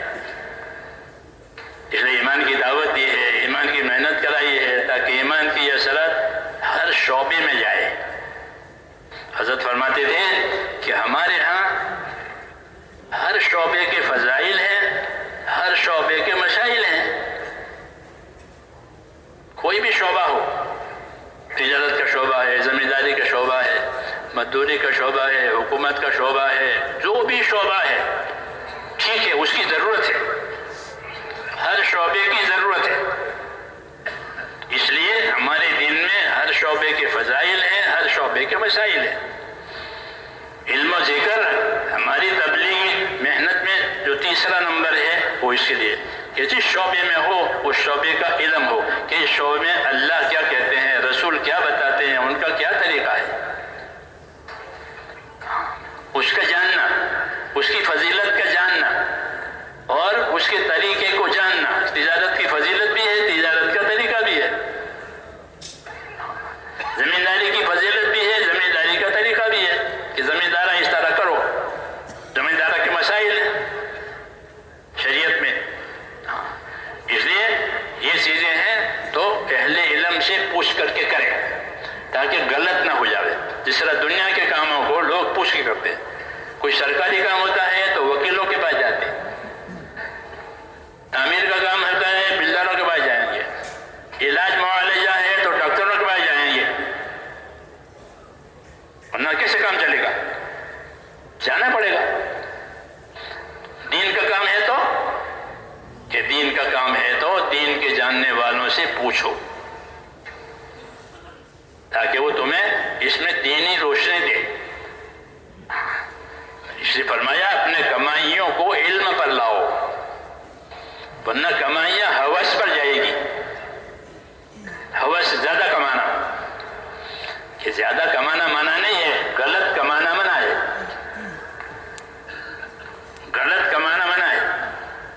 ہاں، اس لیے اپنے آپ کو اس غلطی سے بچانے کے لیے فرمایا کمائیوں کو علم پر لاؤ، عبادت کو بھی علم پر لاؤ.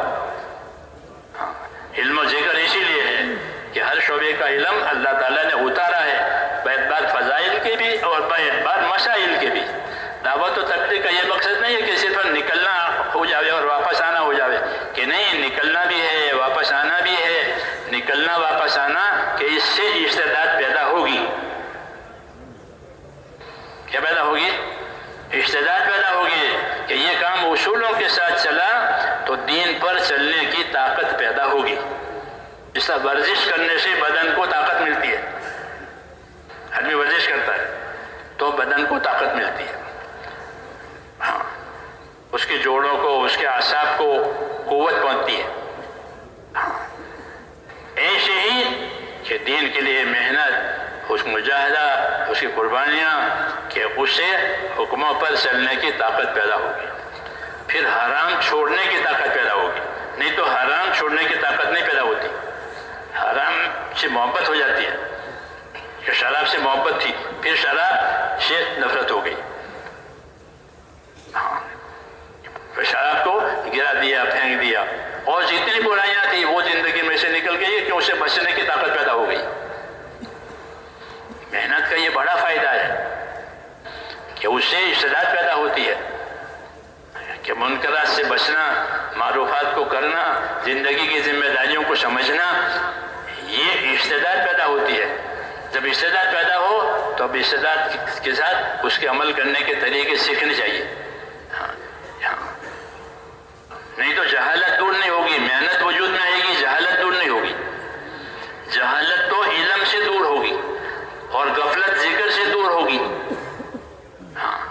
ہر عمل کا ایک اثر ہوتا ہے، ہر عمل کا ایک اجر ہوتا ہے. یہ یاد رکھو، ہر عمل جو ہمیں دیے گئے ہیں اس میں دو پہلو ہے. ایک پہلو ہے اس میں اجر کا ہے، اجر ملے گا، اور ایک پہلو اس کے اثر کا بھی ہے کہ اس کا اثر ہوگا. جیسے کہ تہجد کی نماز پڑھو تو تہجد کی نماز کہ اس کا اجر ہے وہ الگ ہے کہ وہ جنت کے بالا خانوں میں رہیں گے جو رات کو اٹھتے تھے اپنے آرام کو قربان کر کے. یہ تو اس کا اجر ہے. اور تہجد کا اثر کیا ہے کہ تہجد کا اثر یہ ہے کہ تہجد کی نماز گناہوں سے روکتی ہے اور بدن میں تندرستی لاتی ہے.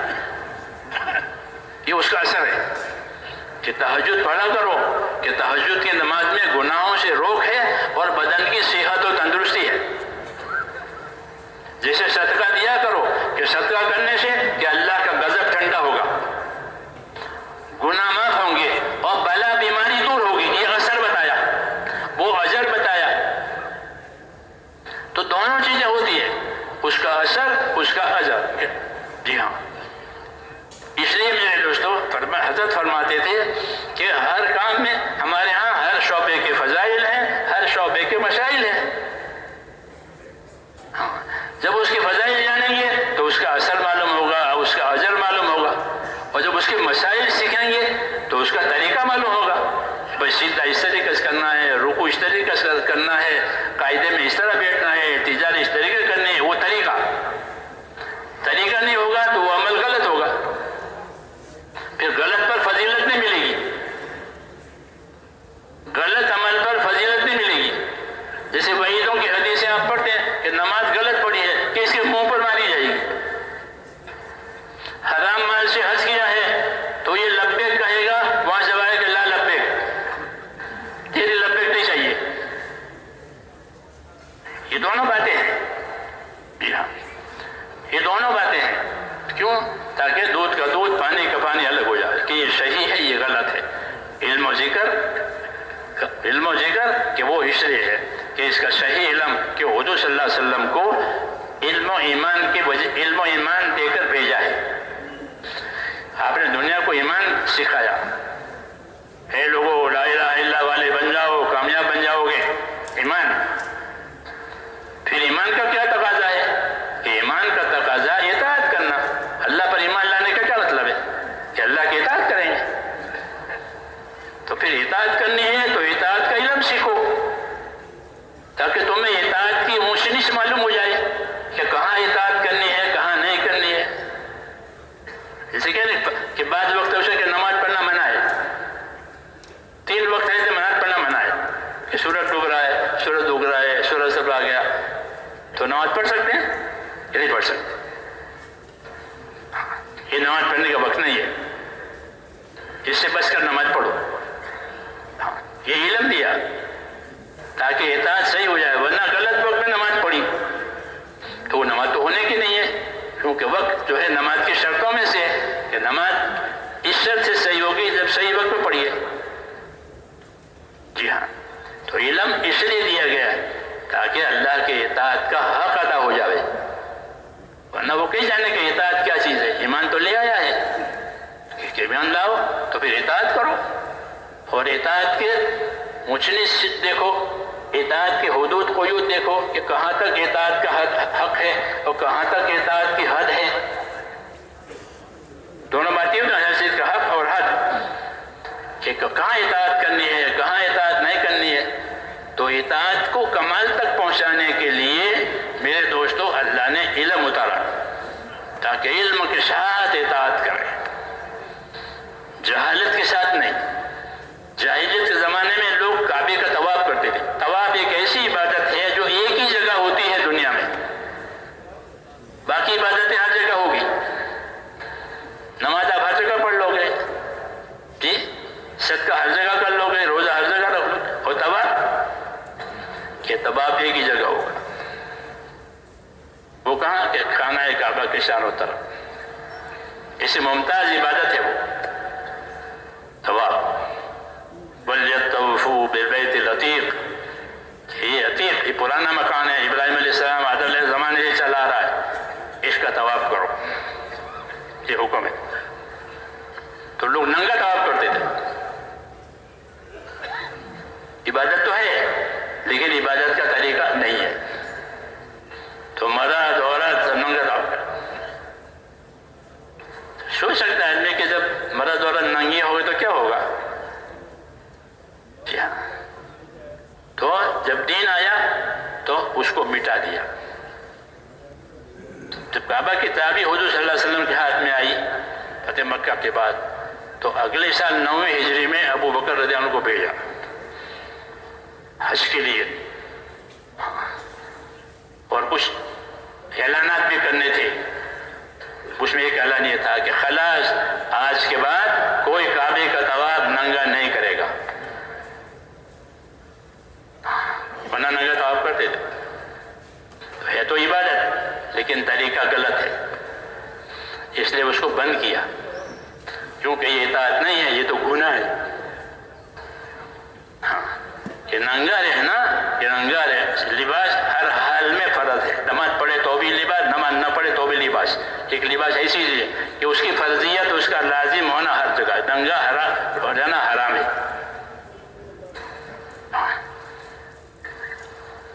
تو میں نے کہا اطاعت، کہ ایمان کا تقاضا اطاعت ہوتا ہے، کہ بھائی ایمان لائے ہیں تو بہت اچھا ہے، تو اب کیا کرو کہ اطاعت کرو۔ اطاعت کے طریقے سمجھانے کے لیے رسول بھیجا جاتا ہے، رسول کی اطاعت اللہ کی اطاعت، اس میں کوئی تغیر نہیں ہے۔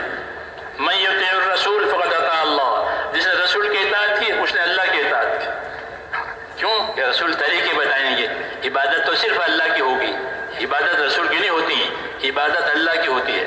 پھر عبادت کے طور طریقے رسول بتائیں گے، ہر چیز کے طور طریقے، عبادت ہو، معاشرت ہو، معاملات ہو، لین دین ہو، سب ان کے طریقے بتائے۔ ان طریقوں کو سنبھالنا، اس کا نام اطاعت ہے، اطاعت۔ اس لیے رسول اپنی اطاعت کی دعوت دے گا، فاتقوا اللہ واطیعون، اللہ کی نافرمانی سے بچو اور میری اطاعت کرو۔ قرآن پاک میں نبی اپنی امتوں سے، قوموں سے یہ کہتے تھے کہ فاتقوا اللہ واطیعون، اللہ سے ڈرو، عبادت اسی کی جائے گی، اس کی نافرمانی سے بچایا جائے گا، لیکن نافرمانی سے بچنے کے میری اطاعت کرو۔ میں تمہیں بتاؤں گا اطاعت کا کیا طریقہ ہے اور معصیت اور گناہ کیا ہے۔ اس سے میرے دوستو دین میں اور دینداری میں کمال آئے گا۔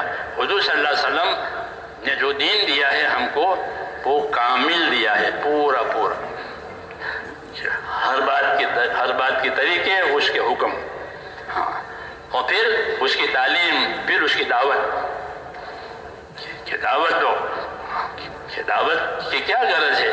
کہ دعوت کی غرض یہ ہوتی ہے کہ دعوت کی محنت سے دلوں میں طلب آئے گی۔ یہ دعوت ہے اس لیے کہ اس سے دلوں میں طلب آئے گی۔ وہ دعوت میں فضائل چلتے ہیں، فضائل، وعدے وعید ہیں کہ اس سے اندر حرکت ہوتی ہے، عمل میں فضیلت سنی تو حرکت ہوگی، وعید سنی تو ڈر ہوگا، یہ سنا جاتا ہے۔ اسی قسم کی باتیں ہوتی ہے تو اندر تحریک ہوتی ہے کرنے کی چیزوں کی اور نہ کرنے کی چیزوں کی۔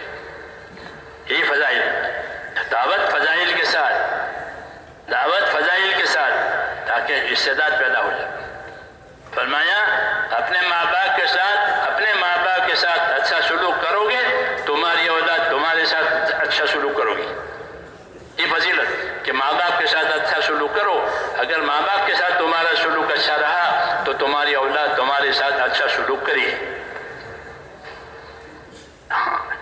اسے تحریک پیدا ہوگی، میرے ماں باپ، کیوں کہ آج میں ان کا بیٹا ہوں، کل اپنے بیٹوں کا باپ بنوں گا، تو مجھے ان سے کیا چیز دیکھنی ہے کہ میری اولاد میری بات مانے، کہ پھر تو تیرے باپ کی بات مان،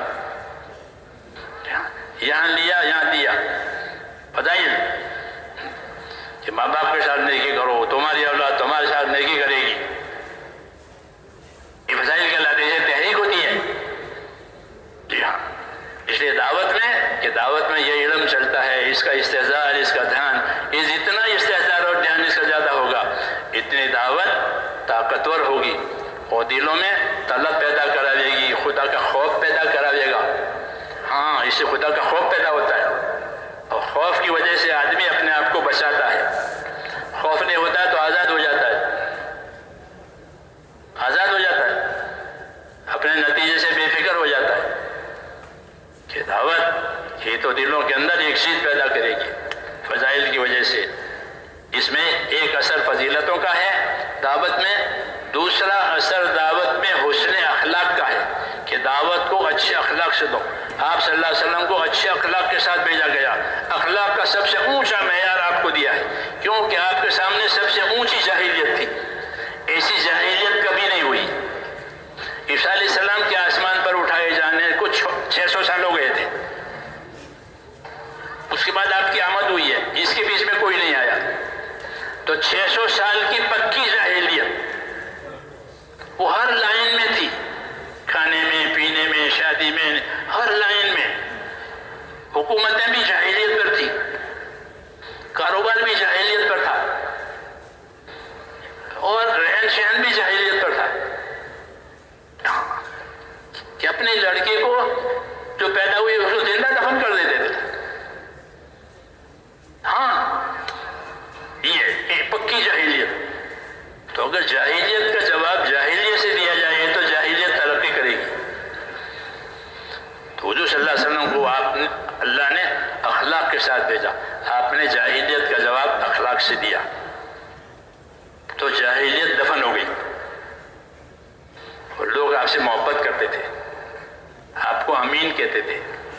محمد امانت دار آدمی ہے، محمد سچا آدمی ہے، محمد غریبوں کا خیرخواہ ہے، یتیموں کا والی ہے، غلاموں کا مالک ہے. غلاموں کے ساتھ آپ کا برتاؤ ہوتا ہے. لوگ غلاموں کے ساتھ اچھا برتاؤ نہیں کرتے تھے.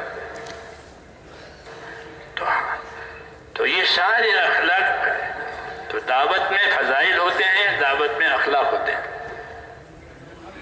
اس سے دعوت طاقتور بنتی ہے اور جاہلیت دب جاتی ہے. اس لیے آپ کو اخلاق کے ساتھ بھیجا، پھر آپ کو فضائل کا علم دیا، ترغیبات کا علم دیا آپ کو، وہ آپ نے سدایا. پہلے ہی دن سے اے لوگوں لا الہ الا اللہ والے بن جاؤ، کامیاب ہو جاؤ گے.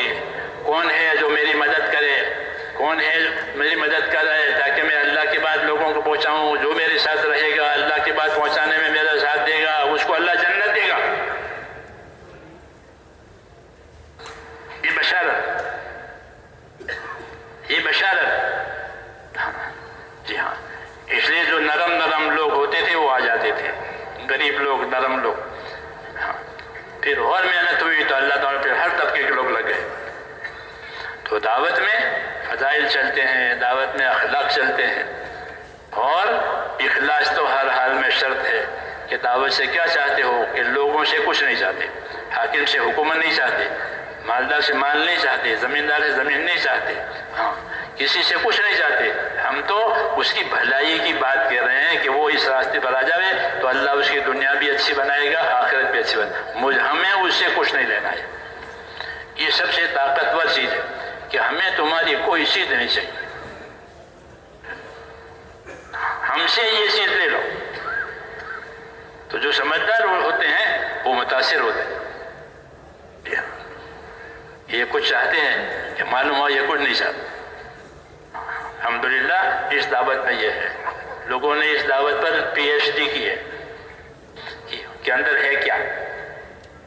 اندر کچھ نہیں ملتا ان کو، کیونکہ ہے ہی نہیں. ہم تو اللہ اور رسول اور آخرت، اس کے لیے ہمارا مال، ہماری جان اور ہماری صلاحیتیں لگانی ہیں. کیوں کہ ہم اس کام کے امین ہیں. اس کام کے ہم امین ہیں. جیسے حضور صلی اللہ علیہ وسلم امین تھے، ہم اس کام کے امین ہیں کہ ہم کو یہ امانت اللہ نے سونپی ہے. رسول صلی اللہ علیہ وسلم کے بعد ایک امتی کو یہ امانت سونپی ہے. تو ہم اس کام میں امین ہیں. لوگوں سے کچھ نہیں چاہتے. اپنے دین سے دنیا نہیں بنانی ہے کہ وہ بدتر آدمی ہے جو دین سے دنیا بناوے. کہ وہ بدتر آدمی ہے کہ اپنے دین سے دنیا بناوے، اپنے دین کے نام سے دوسری چیزیں اپنی کی نہیں. بنی اسرائیل کو فاسق کہا اللہ نے کہ یہ فاسق ہے.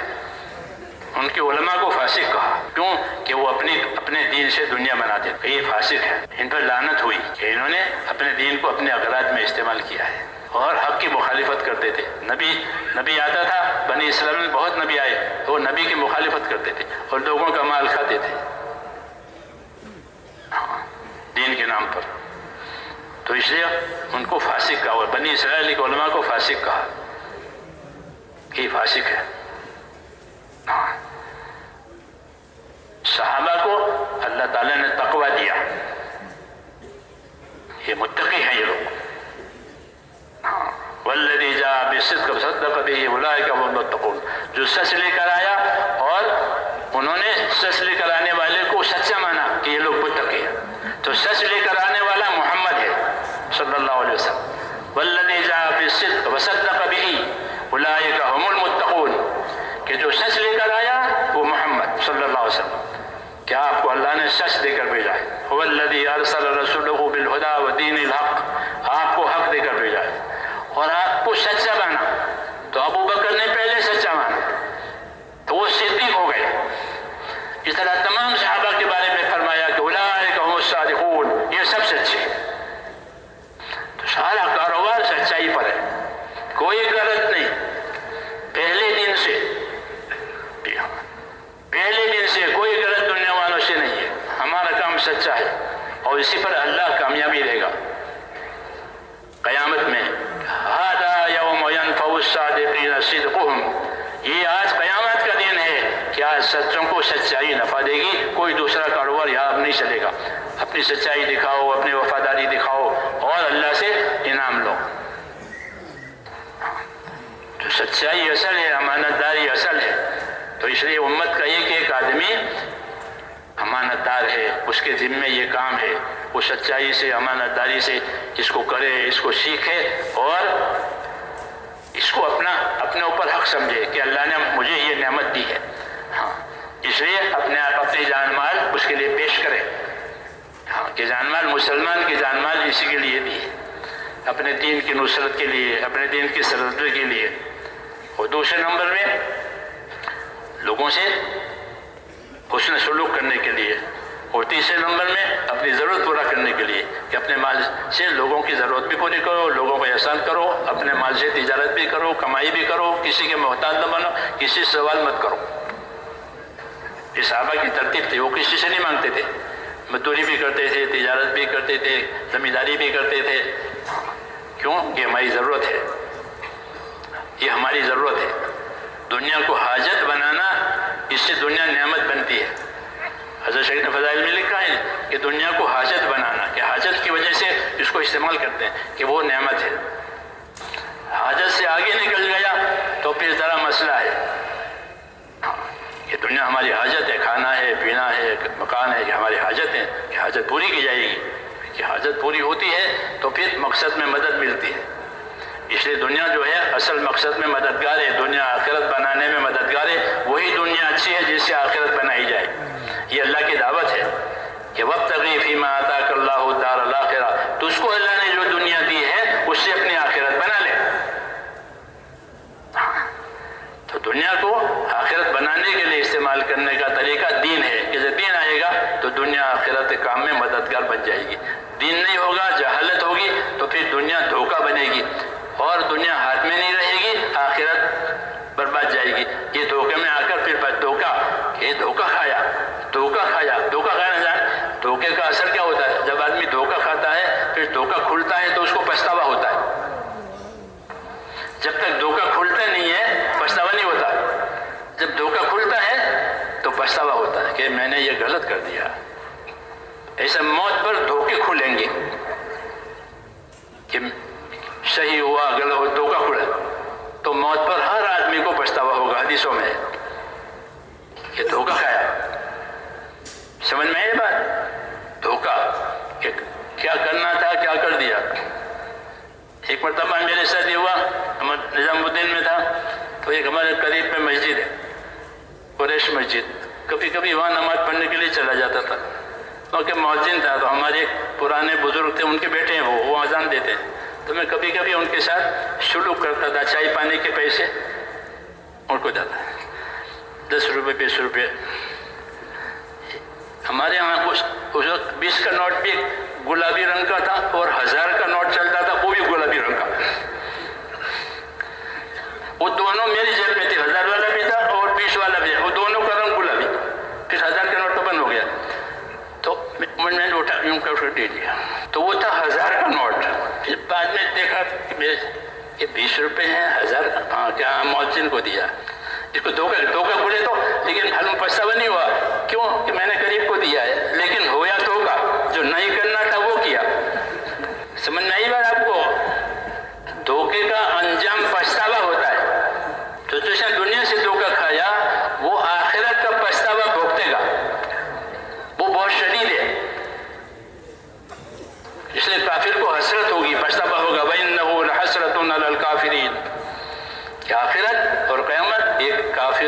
पछतावा बनेगा। बुरी बला है पछतावा। जी हाँ। फिर दूसरे अजाब अलग है कि धोखा खाया, धोखे का असर पछतावा। ये जगह ये धोखे की जगह है, धोखे से बचने के लिए, कि धोखे के बचने के लिए हक आया है कि ये हक है, ये धोखा है।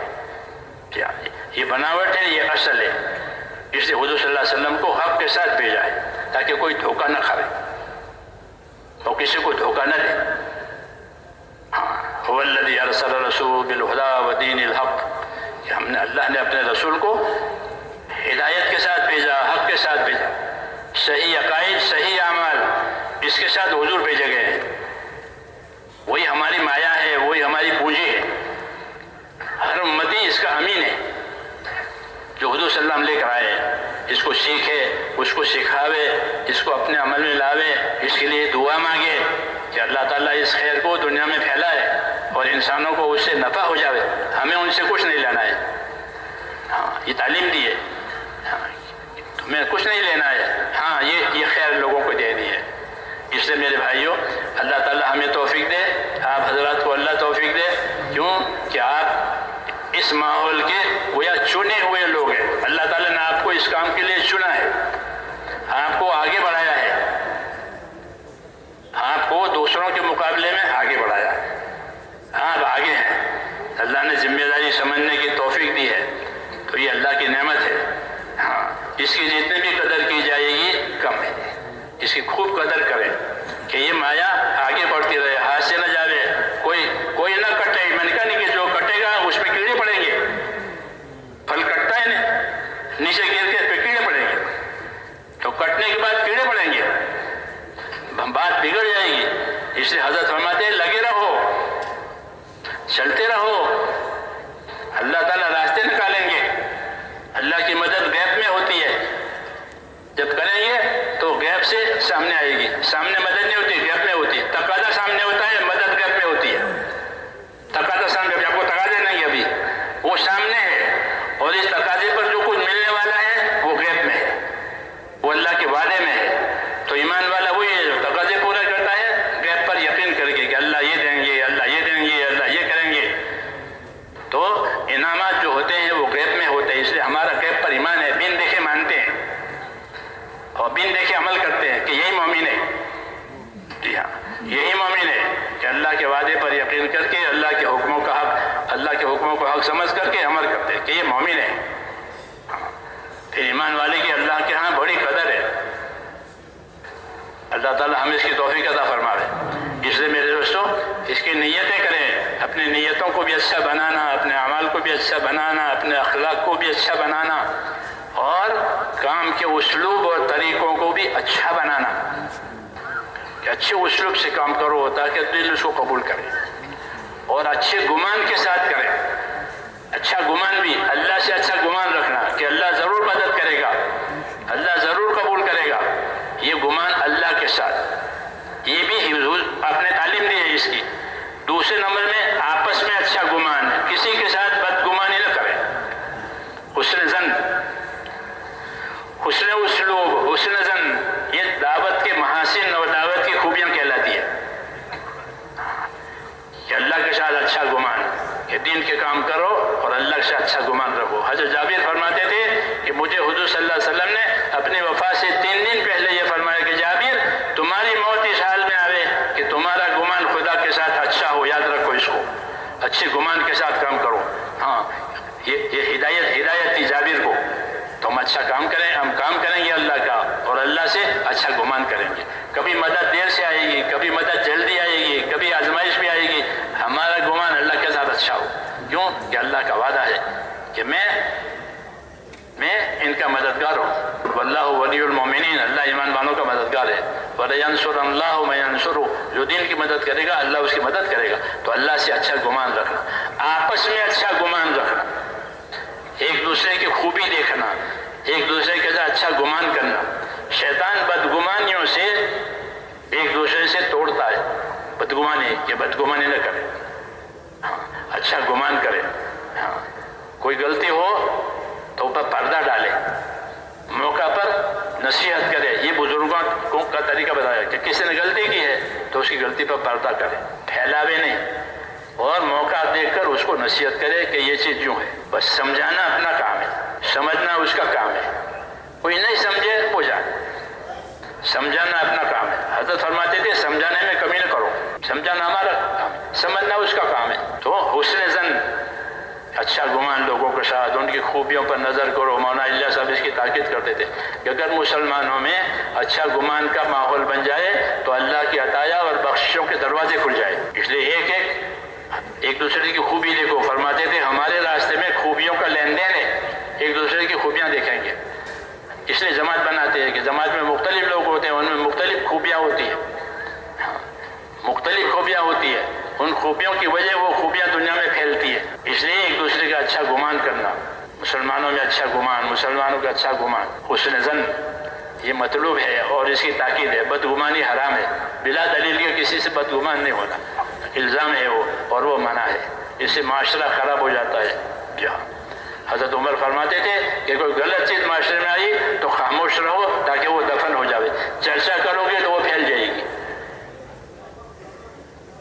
خاموش ہو جاؤ تاکہ وہ دفن ہو جائے، ورنہ معاشرہ خراب ہوگا۔ اس لیے اچھے گمان کے ساتھ، اللہ کے ساتھ بھی، بندوں کے ساتھ۔ ہاں، بدگمانی اپنے ساتھ کرو کہ میں گنہگار ہوں، میں قصوروار ہوں، یہ اپنے ساتھ اچھا گمان کرنا یہ ٹھیک نہیں کہ میں اچھا ہوں۔ اللہم اجعلنی فی عینی صغیرہ، دعا ہے اللہ مجھے اپنے آپ کو اپنی نگاہ میں مجھے تو چھوٹا بنا کہ میں کچھ نہیں ہوں، میں گنہگار ہوں۔ ہر بندہ گنہگار ہے، حدیثوں میں ہے کہ تم سب گنہگار ہو، تو ہر بندہ گنہگار ہے۔ تو اپنے بارے میں تو یہ ہو کہ میں قصوروار ہوں، اور دوسروں کے بارے میں اچھا گمان ہو، تو اس سے اللہ تعالیٰ خیر لاویں گے۔ ہاں، اور دعوت میں خوبیوں کا لین دین ہے، ایک دوسرے کی خوبی دیکھو، اس علاقے کے لوگوں میں یہ خوبی ہے، اس علاقے کے لوگوں میں خوبی ہے۔ میوات والوں سے فرماتے تھے تمہارے اندر دو خوبیاں ہیں، کیا کہ جفا کشی اور سادگی، یہ تمہارے اندر خوبی ہے میوات والوں، کیونکہ سب سے پہلے مخاطب یہی ہوئے تھے میوات کی حضرات، کہ تمہارے اندر خوبی ہے دو، ایک جفا کشی ہے، پیدل چلتے تھے بمبئی سے کلکتہ، دلی سے بمبئی، اور پیدل چلتے تھے، جفا کشی ہے، اور سادگی ہے، وہ یہی دین میں مددگار ہوتی ہے۔ تو ان کی خوبیوں کو اجاگر کرتے تھے کہ خوبیوں والا ہے، پھر ان کی خوبیاں دنیا میں پھیلتی ہے۔ اللہ تعالیٰ نے امت کو بہترین امت بنایا ہے، جب یہ اپنے مقصد ہوگی تو ان کی خوبیاں دنیا میں اللہ پھیلائیں گے۔ اللہ ہمیں اس کی توفیق عطا فرماوے، اس کی نیتیں کریں، اور جو ذمہ داری اللہ کی طرف سے آوے مشورے سے اسے پورا کرنا، وہ اللہ کی امانت ہے، وہ اللہ کا حق ہے۔ ہاں، نعمت بھی ہے، امانت بھی ہے کہ اللہ نے دین کا کام ہم کو دیا، کہ یہ نعمت بھی ہے، امانت بھی ہے۔ نعمت کے پہلو سے شکر گزار بنے کہ اللہ نے ہم کو دین دیا، امانت داری کی وجہ سے اس کا حق ادا کریں۔